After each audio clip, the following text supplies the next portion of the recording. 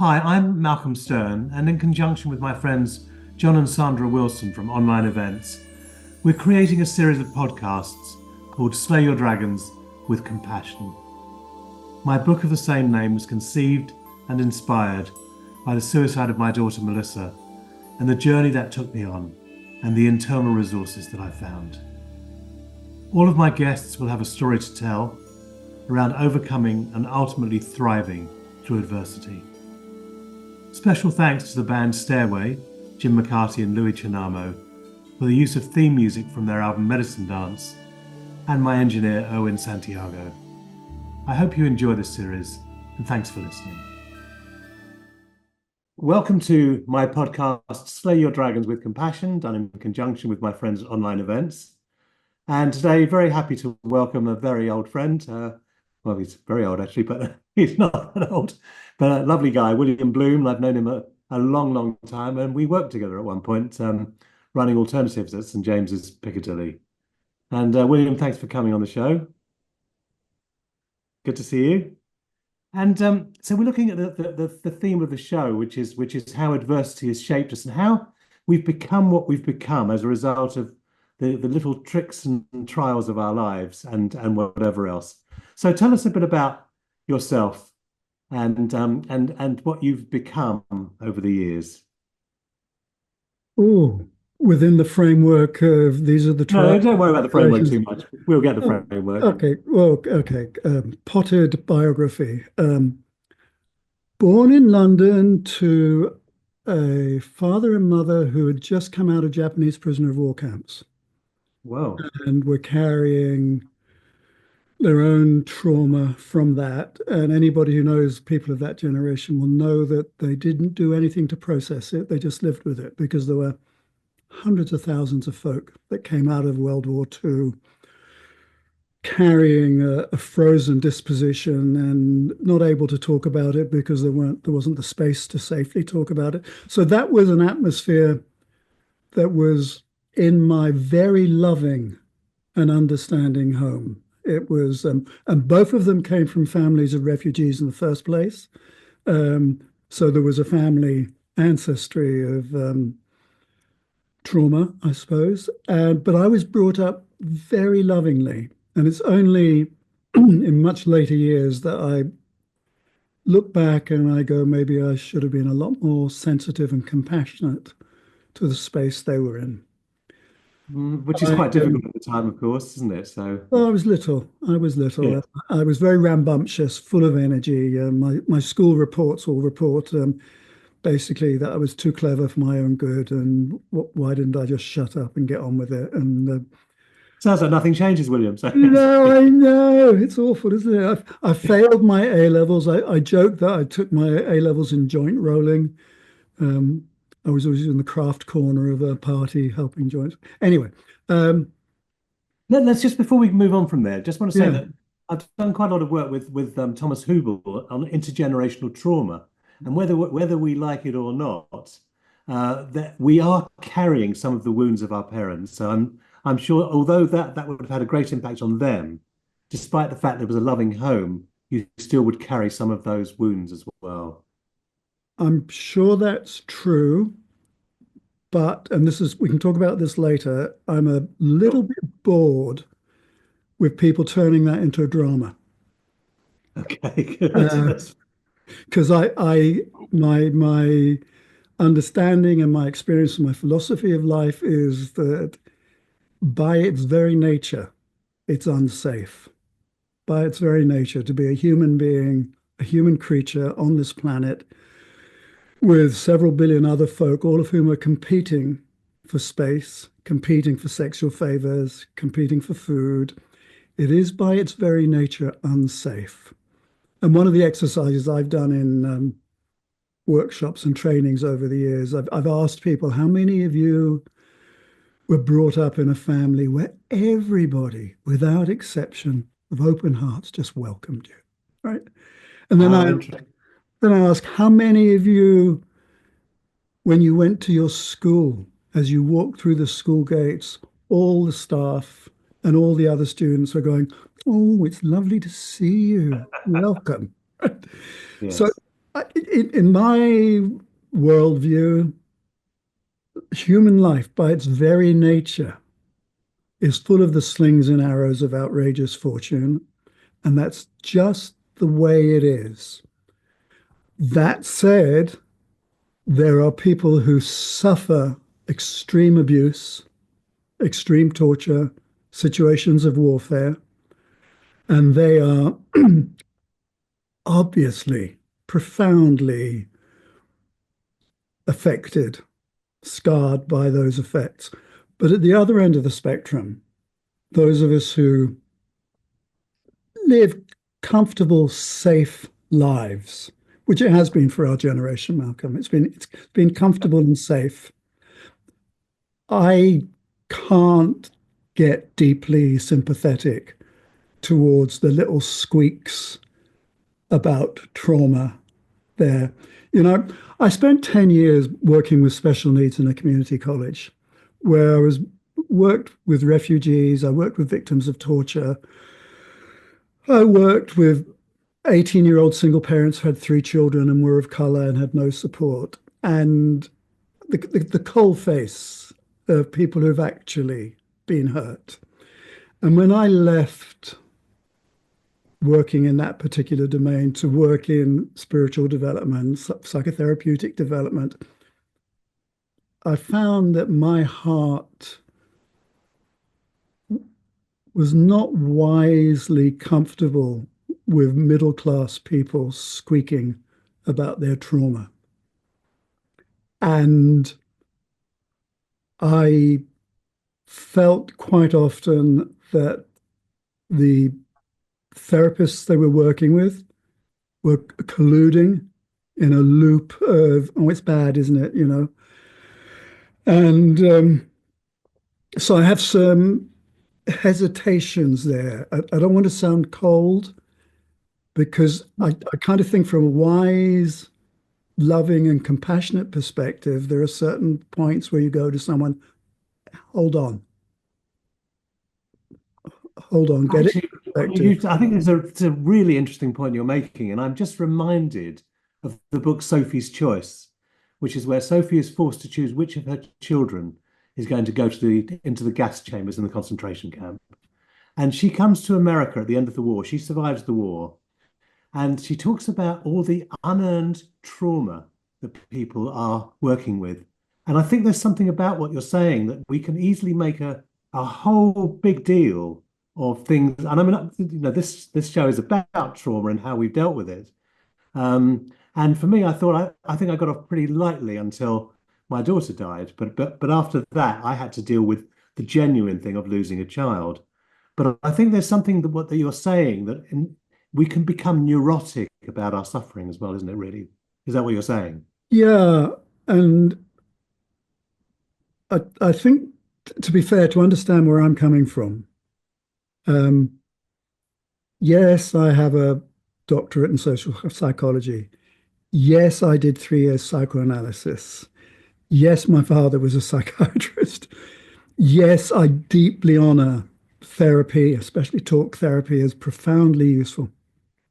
But that's not all I am. I'm also, and forgive me if this takes us into a realm that is not normally traveled, but maybe it You can is. go whatever realms you like, William. Yeah, It's fine. I'm a mystic. I'm Yeah, a yeah. mystic.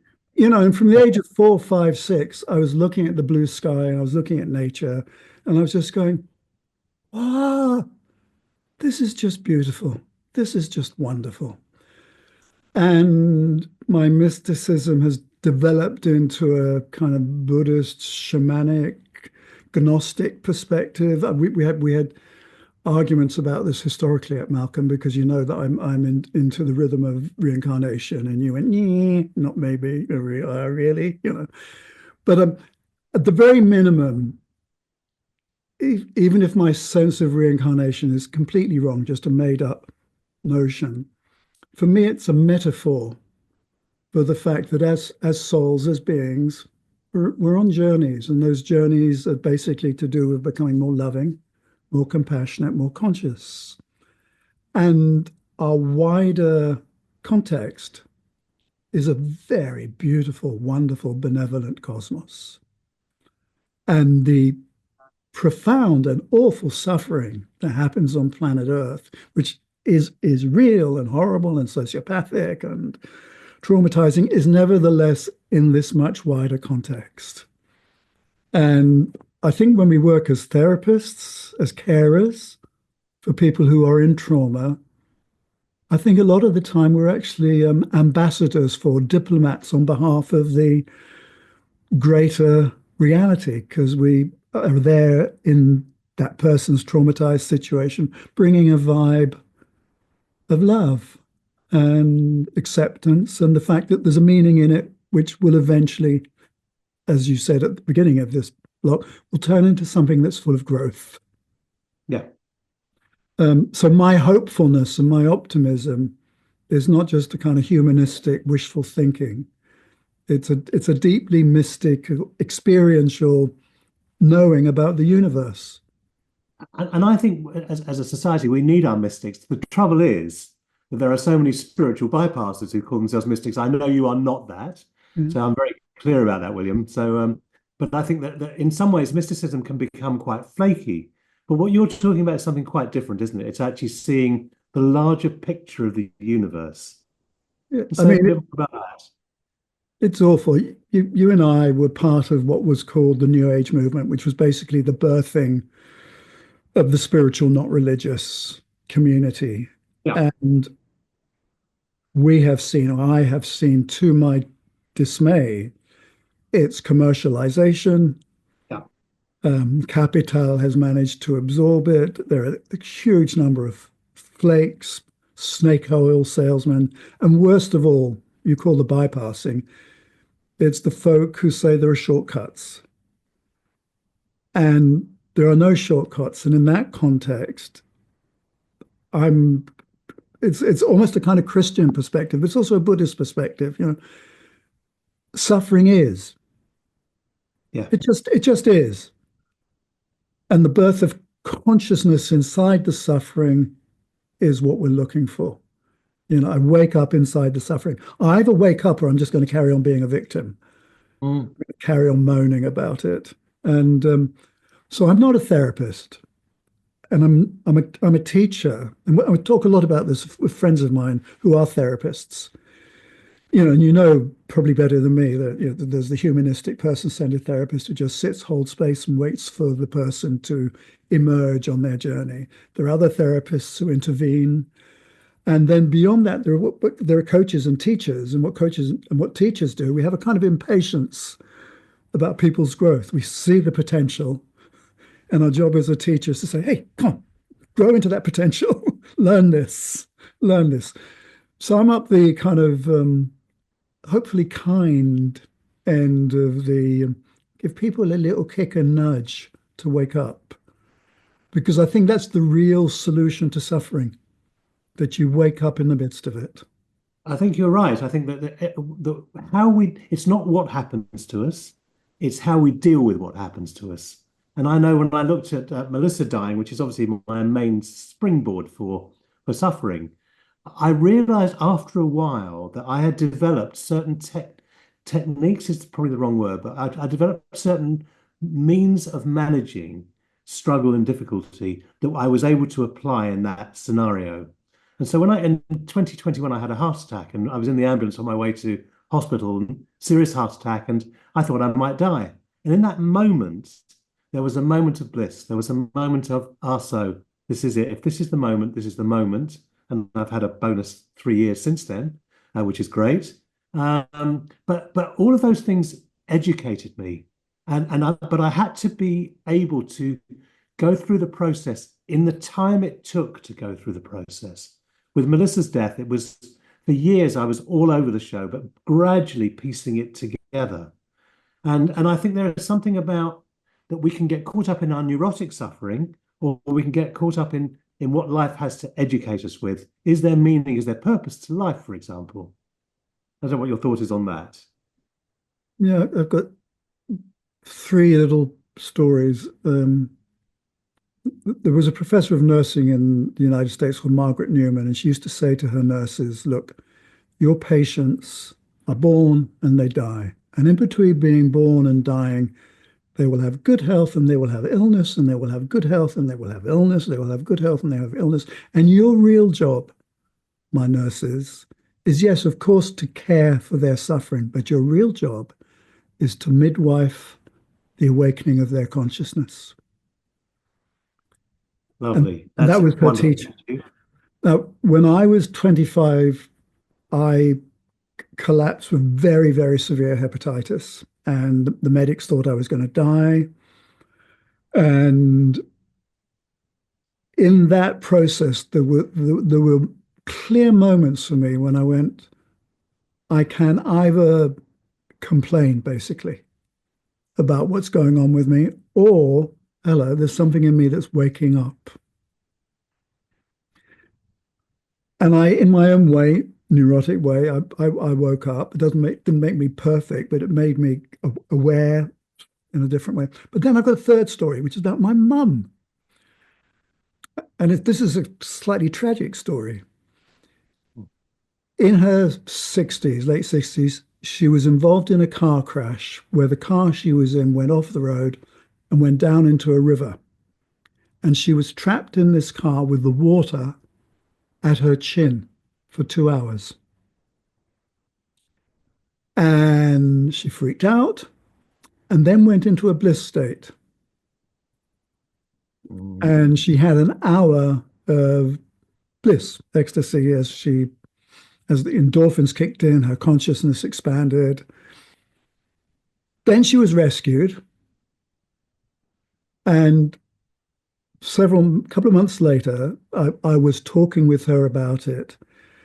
And she basically poo-pooed the whole event. And all she was interested in was the insurance company and getting some money out of it. So you could have your wake up and ignore it completely. Right? Yes. And I'm filled with admiration for the human spirit that it can completely ignore the obvious sometimes. I think that, when we have peak experiences like that, I think they are genuinely invitations from the universe to look at the larger picture. But we also have the choice not to look at the larger picture as well.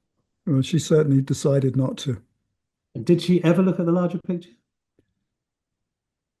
Not really. I remember in her last years, a part of her mind went because of her 3 years in camp in the prisoner of war camp where she was tortured.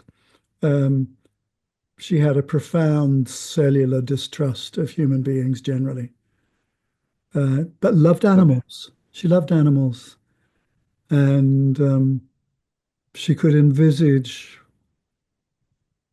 an afterlife in which she just lived with animals and was cared for with animals. And we know in hospice situations how important it is if you can get rid of the NHS regulations to bring in animals for folk who are approaching end of life. There's a safety in that connection. That's very interesting because there's also a statistic that says that people have pets and pet them, dogs usually, their blood pressure is lowered by actually connecting with the animal. Yeah, I remember at St James's where you and I both worked for a long time. One of the clergy people there was thought himself to be a psychotherapist, and I remember somebody coming out from a session with him, just going, bloody priest, he just told me to get a dog. Where are you get a dog?" And he was probably right. Yes, he probably was right. You know. Yeah. It's interesting, because I see that people who are unkind to animals, I tend not to trust them. There's something about if you can't actually allow yourself to welcome all life. I'm not talking about a mosquito or something along those lines, but I think there's something about unkindness to animals that actually sets up a sort of a thought that there's unkindness that hasn't been dealt with. Something hasn't been dealt with, and there's a cruelty that can be there. Yes, I'm also suspicious of folk who are antipathetic to animals. But somebody taught me once, if you're going to kill a mosquito, as you kill it, say, "Welcome to another reality." Yes, I tend to go. That's it. Welcome to another reality. That's lovely. Yes. There's a lovely story actually about a Buddhist monk who's teaching, and this is not a sort of a particular teaching story, but and an insect lands on him, and he very gently, as he's speaking, lifts the insect off and lets it go to the ground. And there's something about having the spaciousness to not just react to what's happening around us. And ultimately, what we're looking at, what you and I are both looking at in somewhat different, but also in somewhat similar ways, is the awakening of consciousness, which is the awakening of evolution of the human being. And I know that for me, as a psychotherapist, I'm not interested in just moving the furniture around. I'm interested in seeing what the potential that can be released is and who that person is. I know as you as a teacher will have a perspective on that as well. And I wonder if you can tell us something about that, your thoughts about consciousness and where that goes. Yeah, I start with a definition of consciousness, and then I'll give Good. my. There's a definition of consciousness that I like, which is so simple. Um, Consciousness is the innate ability of anything to respond to a stimulus. So the consciousness of a rock can respond to heat and pressure and time, and that's the Yep. consciousness of a rock. When it comes to human beings, we are extraordinarily complex. We're Shakespearean in the kaleidoscope of stuff that's going on in our psyche, in our emotions, in our body. And so when I am looking at my or your or anybody's journey of development, what I'm looking for is that out of that huge kaleidoscope, that huge constellation of dynamics that are going on in the person's mind and emotions and feelings, I'm waiting for a witnessing consciousness to arise. I'm waiting for a part of them to emerge out of it and go, oh, look where I am. Now, we know with mental illness that the first real sign of healing is that the person can pause in the middle of their illness and go, whoops, I can see that something is awry here. And what I'm looking for in spiritual development is that there's an awakening of this witnessing consciousness, but it's not a kind of clever dick. I'm watching everything. It's got an ability to be wise and loving, and from that level of consciousness, just go as the old saying goes, the more I know, the less I know. And there's a mystery about the universe. Nevertheless, I can witness myself, and in witnessing myself, there's a different person in the driving seat. And in fact, that's in all the religious traditions, the still small voice within, isn't it? So that's there. And there's two things I want to sort of say to that. One is that when you and I were running alternatives and we used to put on speakers, and we had some of the greatest speakers in the world came through alternatives.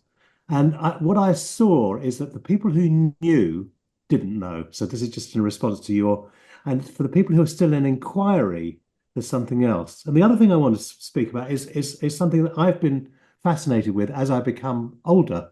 I'm now 74 years old. I know that you're similar, slightly older, possibly, I think. But there's something about the aging process that is not the curse that many people see it to be, with the inevitability of old age, disease, and death, as the Buddhists put it. But there's something about the growth of, there's more space for the growth of wisdom in our aging process, as I understand it. And I wonder if you've got some reflection on that.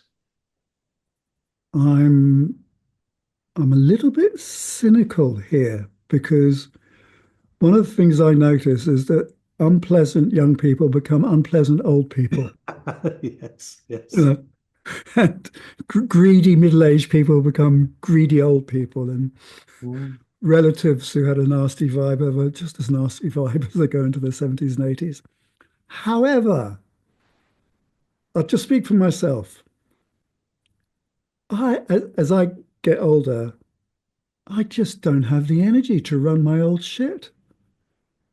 I just don't have the energy to run the negative feelings and emotions and thoughts that I used to run. And if I do start to run them, I can almost immediately feel a kind of an acidic effect running through my neuroendocrinal system. And it's bad for my health. So yeah, I agree with you. There's more space to be watchful and wise and engaged in a way that's more mature. And I think that's partly due to the fact that everything else is slowed down. I mean, libido softens, such a blessing for a lot of people. Hard to get it, but you're true. You're right. You know, I remember George Melly, the jazz journalist, saying in his 70s, whatever, shortly before he died, he said, when my libido stopped rolling, it felt like being unchained from a maniac. Ah, yes, yeah, that's very good. Yeah. Anyway, so I'm just saying there's more space to move into that more watchful attitude. But I also absolutely agree with you that one of the crucial keys here is that you stay curious and inquiring. Yes, That's why, oh, yes, I'm a mystic. Yes, I say reincarnation, but at the same time, you'll find me also going, I'm not really sure. I'm sniffing around at something yes, that feels right, and I'm curious about it. I'm curious about it. Paradoxically or not paradoxically, that makes me much more comfortable with death as well, because you're curious. my curiosity extends through that gateway. And have you had actually mystic experiences of seeing what goes beyond death? Have I? Yes. Yes, I have. But I mean, yes, I have. I mean, I haven't, when I was 25, 26 and had the hepatitis, I had a whole series of out of the body experiences. And because I'd already done a lot of psychotherapy, I was even able inside the experience to pause and go, okay, is this just my body and brain chemistry drugging me so that I feel all right about it? And I'm therefore just creating a scenario that makes it Yes. okay, or is it real? So I was able to be that reflective inside it. And it was real. It was, for Yes. me, it was very real. And I just know too many stories, well, like thousands of stories of folk who have experiences of the other side. So for me, it's an experiential reality. And I understand that for many people, it's an absurd thought for which there's no evidence. Yeah. And of course, there is no evidence, but we have to sort of trust our own experience. That's for me, that's evidential when we've had an experience. Yeah. Nothing could But me. thing is, you say there's no evidence, but in other fields, if several thousand people report the same narrative, the qualitative evidence is there actually. And it's thing is though it sets up a different paradigm, it's a different worldview. And the intellectual hegemony, the scientists who resist it, my take on it is they resist it because if they accepted it, they would have to take responsibility for their own personal development. Yes. And that's something they're uncertain about. And that's not where their status comes from. Their status comes from being very certain. Mm, that's interesting. So which of the great mystics have influenced you, or have they influenced you? Oh, as a child, quite privately, Jesus touched my heart, not the church. I could see right through I hate to say this, like I was going to say the stupidity of the church, and I still work in a church in a way now. But there's something to me banal about men and a few women now dressed in costumes, poncing around. And at the same time, I love the Eucharist and I really like Jesus. So I have ambiguous feelings there. So Jesus, yes, and then later on, um, there was a vibe inside Sufism. No particular teacher, but there was a vibe inside there that caught my heart. Yes. And intellectually, I really liked the teachings of Steiner, Blavatsky, led me to Alice Bailey, the whole of the anthroposophy, theosophy, Alice Bailey material. That it held stuff that was useful for my intellect. Um, yeah, but I mean,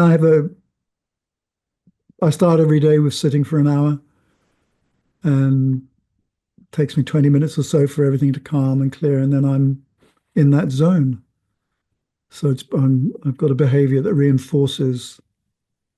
Like, is that a neurosis to do something that reinforces my mysticism? Well, no, I don't think so. I think that actually when we feed that part of ourselves that is looking beyond the mass of flesh and bones that we are, I love that exploration. I love whatever I can do to empower that exploration. For me, it's like if I listen to beautiful music and I'm uplifted, suddenly I'm free of the earthliness of me. And I wish I had the discipline to do an hour every day of meditation, but the times where I do it, it's powerful. Yeah, it's not everybody's cup of tea. Um, I find a lot of people, my friends, they stay longer in bed. They get up, have a pee, come back to bed, and just lie there for half an hour, soaking in an awareness that there's another dimension. Yes.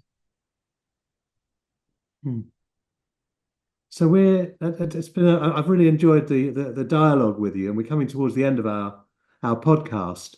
And the question I always ask everyone who's on here, and some will answer it in whatever way they do, but is what's the dragon you've had to slay in order to be who you are? What are the obstacles you've had to overcome in order to arrive where you are right now? So the internal dynamics that have caused me the most difficulty and pain are two things that sit on this kind of seesaw. At one end, I've got this over intelligent intellectual engine rolling. I had my first novel published when I was 22, and although I very my brain is overeager and very, very clever, and I see things very fast, and that makes me too clever by half. That's interesting because that's where we And came in at the beginning, isn't it, as yeah, well? so I'm too You're clever by half over there. And at the other end of the spectrum, I've got this kind of almost a kind of Christian guilt thing going on. I'm not worthy. Um, I don't fit in. Somebody's going to catch me. It's not imposter syndrome. It's deep insecurity. And this pendulum between deep insecurity and being a clever dick and and loving both of them and integrating them and understanding them and finding a center. So it Um, feels like probably your meditation practice is part of what helps you to integrate those parts of you. Would you say that's accurate or not? no, the meditation practice helps me to notice the fact that I'm fucked up by those two Right. Yeah. extremes. And what actually solves it is the actual practice of kindness with other people. So that's a lovely practice. Kindness and gratitude. These are the practices that we think of as sort of like as quite sort of minimal, but actually, if there's a practice of kindness, I think there's something. Yeah. Yeah. You see, I could have had a career in academia. I was teaching at the LSE, and I just realized that being an academic just stroked my clever dick ego in a way that was just not healthy for me. Mm. And I was just in a kind of very Jewish, Middle Eastern, Mediterranean aggressive way arguing with folk and flattening them with logic. And I just went, this is not good. This is not good. And Mm. instead of doing that, I went to work with special needs adults and teenagers in order to learn some practice. Mm. That's lovely. Thank you. It's been a very, very rich dialogue, and I've really always enjoyed talking to you. But it's been a very sort of lovely exploration. I really appreciate you coming and joining us here as well. No, it's lovely to connect with you, Malcolm. Really lovely.